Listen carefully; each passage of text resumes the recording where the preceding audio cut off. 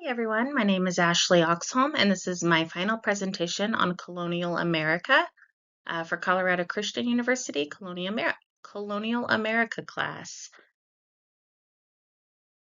The New England Puritans significantly influenced the shaping of American values due to their unwavering commitment to their beliefs.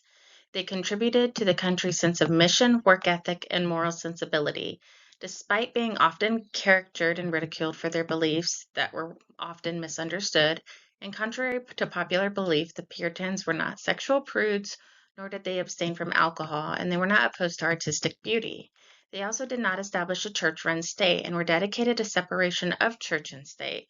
Although the Puritans wanted to reform the world to conform to God's law, they did not set up a church-run state, even though they believed that the primary purpose of government was to punish the breach of God's laws.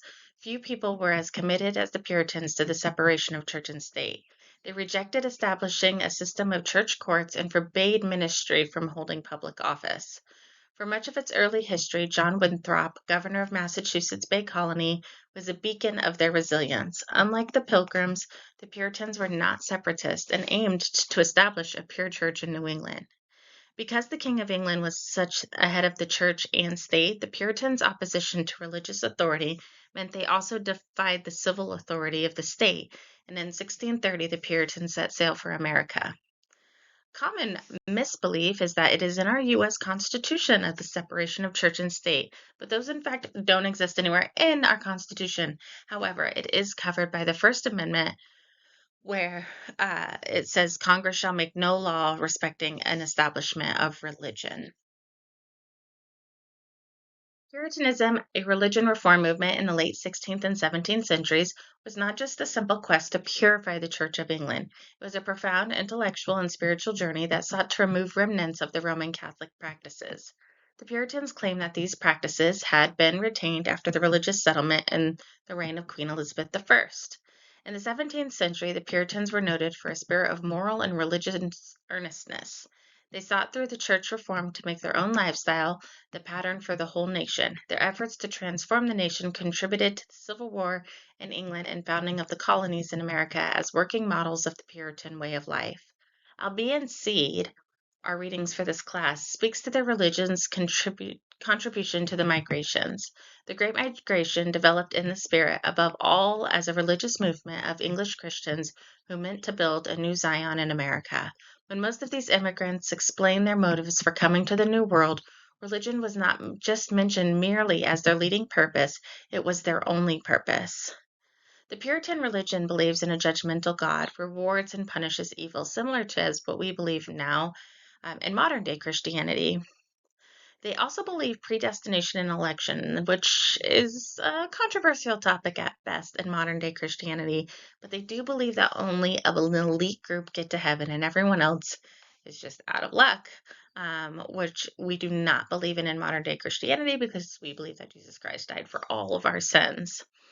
They do believe in original sin, that humans are inherently sinful. They believe in God's divine providence and rule, and they certainly believed in God's grace.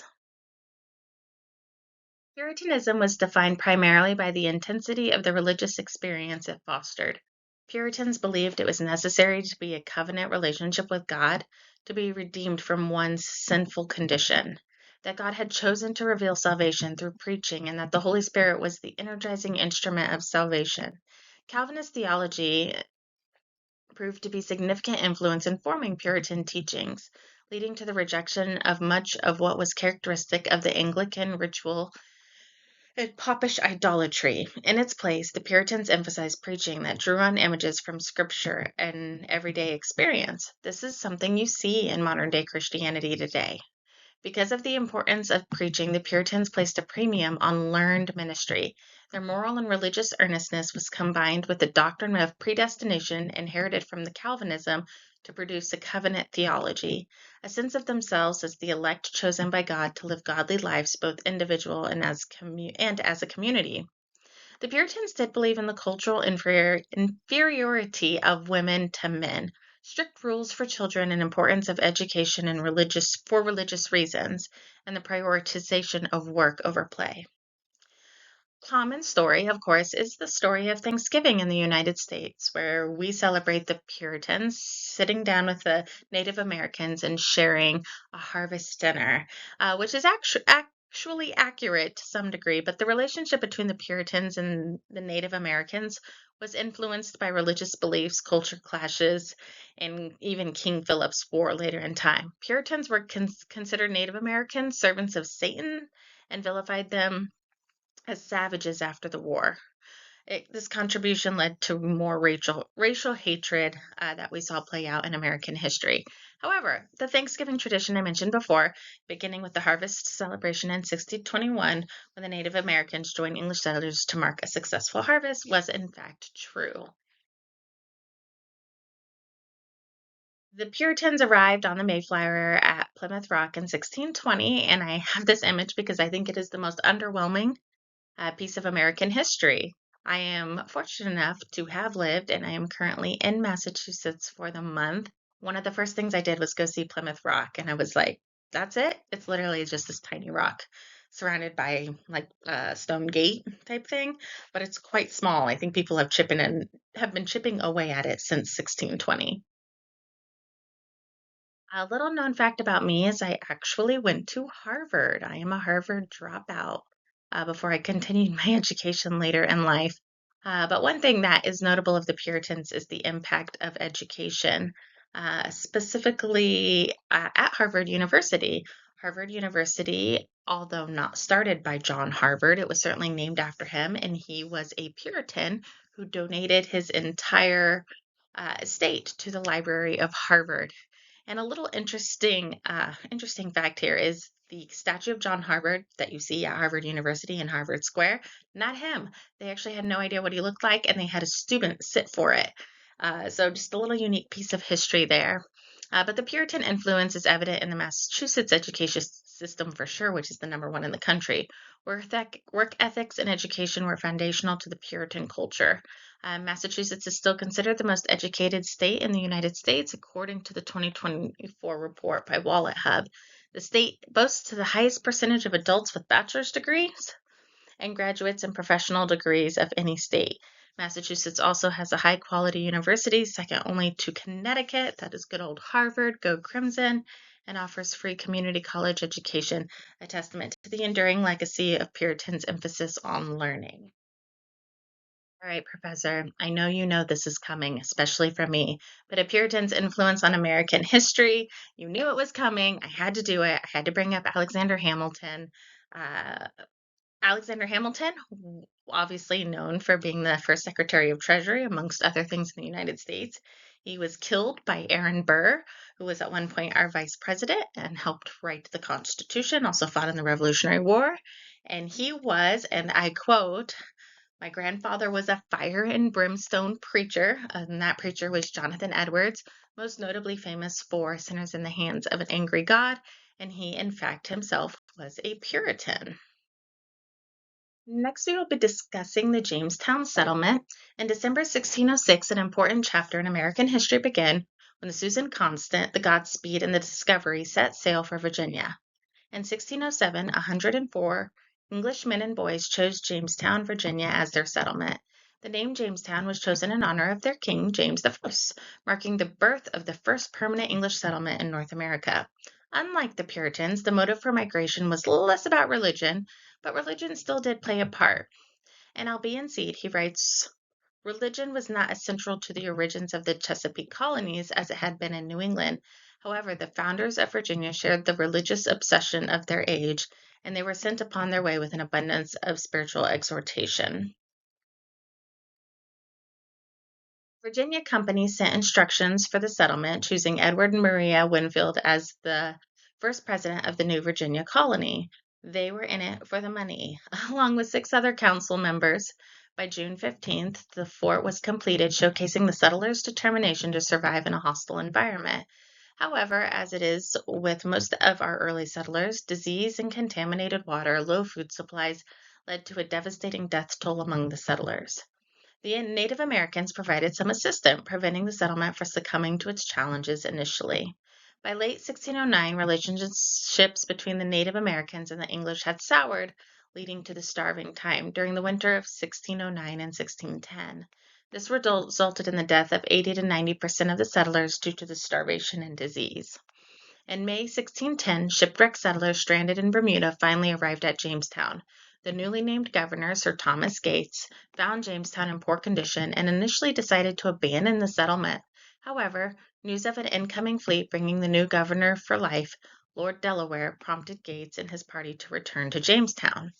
Jamestown, even though I would never settle anywhere where they get snow, was established because of its defensibility. It was surrounded by water on three sides and inland, making it easily defensible against Spanish attacks. The site was uninhabited by the native population and had been deep enough water for ships to park at the shoreline. A very distorted history story that we all know is that of Pocahontas. In 1612, John Rolfe introduced a new strain of tobacco to the settlement, turning Jamestown into a profitable venture and significantly improving the struggling colony. The Virginia Company then brought over 90 women to start families in Virginia, aiming to establish permanent families there. I think we can see how this speaks to the value that they thought women brought. They were merely there to help reproduce the population, establish families, and most of them actually worked in the tobacco fields. It would not be something where we would find women being equal to men in any way, shape, or form. In July 1619, the newly appointed governor called for the first representative legislative assembly, marking the beginning of representative government in the United States of America. This is probably the biggest impact that the Jamestown colony had on the United States, and you're going to see that later in the people who came out of the settlement, their descendants, and how they led to the Revolutionary War. Additionally, the first documented Africans were forcibly brought to Virginia to work in the tobacco fields, and over 100 women had arrived in prior years to establish those families and colony. It's interesting to think if Jamestown had failed 400 years ago, North America might look different. The Spanish, French, and Dutch could have shaped the region instead of the English. The emergence of British America and the creation of the United States may have yet to occur. European colonies in the New World faced harsh winters, disease, conflicts with indigenous people, and provisioning challenges. Many colonies failed within a year, with hundreds of colonists perishing in dire conditions. The spread of English settlements along the North Atlantic seaboard in the 17th and 18th centuries was still being determined. Facing daunting challenges, Jamestown's early colonists relied on reprovisioning and new settlers from the Virginia Company of London. A critical moment came in November 1609 when a hurricane scattered a fleet of ships meant to save the struggling colony. Despite the risks and costs, the company continued its New World adventure. Their determination changed history. The company's swift action saved their investment and upheld the colony's purpose to claim North America, to spread Christianity, and to produce valuable goods. By standing firm in the face of adversity, Jamestown survived to become a pivotal part of American history. A significant contributor to that success was Pocahontas. Pocahontas was a Native American woman known for associating with the colonial settlement at Jamestown. She was captured by English colonists in 1613, converted to Christianity, and married John Rolfe in 1614. In 1617, while in England, she died, unfortunately. Her story, although has been romanticized throughout time with an incredibly inaccurate version, such as Disney's 1990s movie of Pocahontas. As mentioned before, Jamestown influence in American history produced the Jamestown colony, which would later expand and grow to the Virginia colony. And I would say probably its most notable descendant was our very own General George Washington, the United States' first president. And he was a descendant of an English nobleman who came from Jamestown, Virginia. I think it's important to note that the Jamestown colony, although they certainly brought Christianity, I would say their biggest contribution to American history is it's moving forward to the establishment of our government, which we would see later. Next on our list of American settlers was the Virginia Cavaliers. Now, this image is actually taken from their university, who is the Virginia Cavaliers, named after, you guessed it, the Cavaliers that we're discussing. Now, Jamestown came because they were sent over And it was about religion, and it was kind of about money and just establishing a way to expand and grow goods. Uh, the Puritans came for religious freedom. The Cavaliers, they were wealthy, they were charismatic, they were charming. The influence of economic and poverty was significant for the other migrations, but the Cavaliers' migration was quite different. The Cavaliers were those typically wealthy aristocratic landowners who believed in the divine rights of king and opposed any limitations on monarch's power. They loved the King of England. They were often associated with the Anglican Church or the Church of England and the high church traditions of the Church of England, and they were loyal, very loyal to British rule. Virginia became a place of safety, camaraderie, and an opportunity for the royalist landing gentry during a time of great insecurity. They were getting persecuted over in England. So it's more about political safety as well as wealth.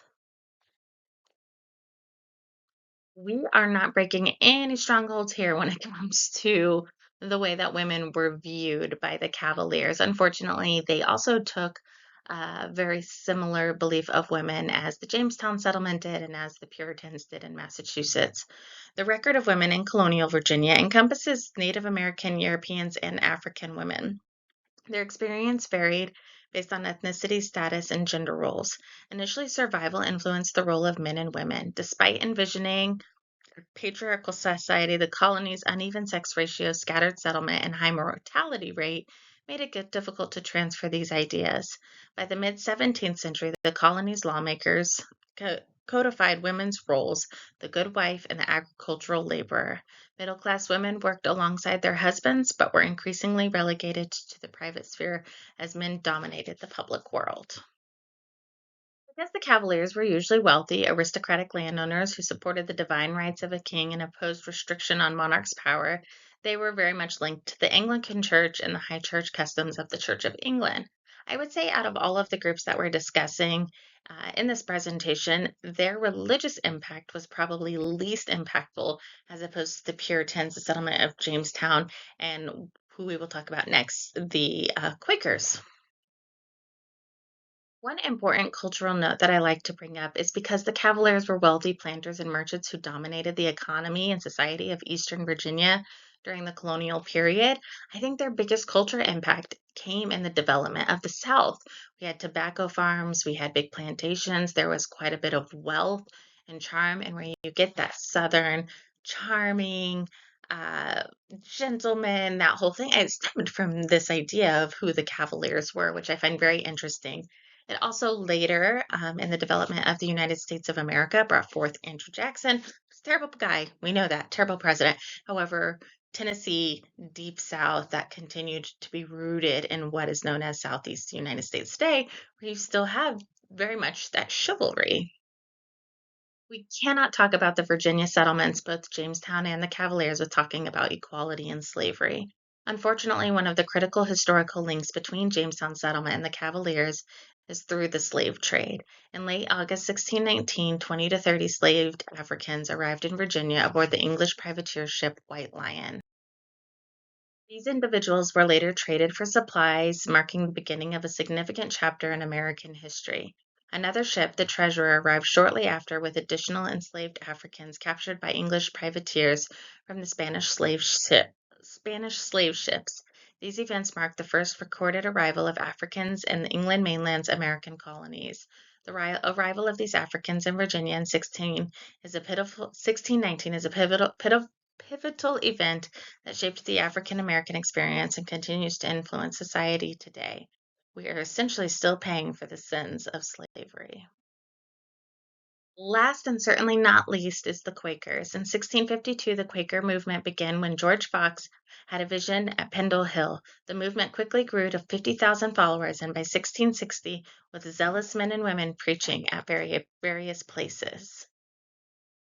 Religious Society of Friends, also known as the Quaker movement, was founded in England in the 17th century by George Fox. The followers, known as Quakers or Friends, faced persecution for their radical beliefs, which included the idea that the presence of God exists in every person. They rejected elaborate religious ceremonies, did not have official clergy, and believed in spiritual equality for men and women. The Quakers first arrived in America in the mid 1650s. As a result of their persecution, the Quakers became early champions of religious liberty. The larger movement, called the Friends Migration, began in earnest during the year 1675 when the first full shipload of Quakers disembarked in West Jersey at a place which they named Salem from the Hebrew word shalom, or peace, for the delightsomeness of the land. Other Friends ships soon followed, carrying some 1,400 people called Quakers to West Jersey by 1681. That is found in Albion Seed. A notable example of this is in 1681 when King Charles II granted William Penn, an English Quaker, land in America to establish a sanctuary for religious tolerance and freedom. This land would later become the state of Pennsylvania. Throughout their history, the Quakers have been strong advocates for pacifism and have played a pivotal role in significant social movements, including the abolitionist and women's rights movements. The Quakers' beliefs believe that God is accessible to everyone through an inner light, whereas Christianity, we believe that God is accessible through Jesus Christ and only Jesus Christ. Quakers believe that all people are spiritually equal and have an inherent worth regardless of gender or race. That is in line with what we believe as Christians today. And Quaker testimonies, as they call it, is simplicity, peace, integrity, community, equality, and stewardship, where we very much believe that faith is found through grace for Christ dying on the cross. Quaker movement gained significant momentum in Britain during the 1650s, with an estimated 50,000 Quakers by 1660. Their unique beliefs, such as the rejection of horrific titles and the promotion of equality between women and men, set them apart as radical thinkers. Guided by a loose interpretation of the Bible, the Quakers embraced pacifism and abstained from legal oaths. The belief that light of Christ resides within every individual was a central tenet of their faith, further distinguishing them from other religious groups of the time. Huge Quaker influence in American history. You know him, you love him. I've driven through it several times, but of course was William Penn, who I mentioned previously. He was an English Quaker leader and advocate of religious freedom, which is a pivotal point of the United States of America. He oversaw the founding of the American Commonwealth of Pennsylvania as a refuge for Quakers. In 1670, he wrote the Great Case. Sorry about that. I sneezed. Moving on, though, in the United States, Quakers advocated for Native Americans' rights and established schools and adoption centers. Interestingly enough, they established this first college, Friends University, that did social work. Despite occasional tensions over assimilation, they were early abolitionists, with all Quakers barred from enslaving people by the 1780s. Quakers leaders like Lucretia Mott and Alice Paul played critical roles in the 19th century women's suffrage movement. I believe the Quakers had the most impactful um, impact on modern day United States of America and what we know it to be. I have this picture of the Quaker guy that you see on all your oatmeal. Funny enough, not a real person. And in fact, the company wasn't even started by Quakers. But what I found interesting is they chose this as their marketing guy or as their mascot, so to speak, because the values of Quakers they thought were just so good and so kind and just what they wanted their company to represent, which I found really interesting. I'm actually surprised it hasn't been canceled yet. So that is a wrap on these three settlements. I've enjoyed learning a lot in this class. It's safe to say that all of them had a huge impact on the United States of America. You couldn't have one without the other. They were the establishment, the foundation of what would later bring on the Revolutionary War and very much dictate what our Constitution looks like even today. Thanks for everything.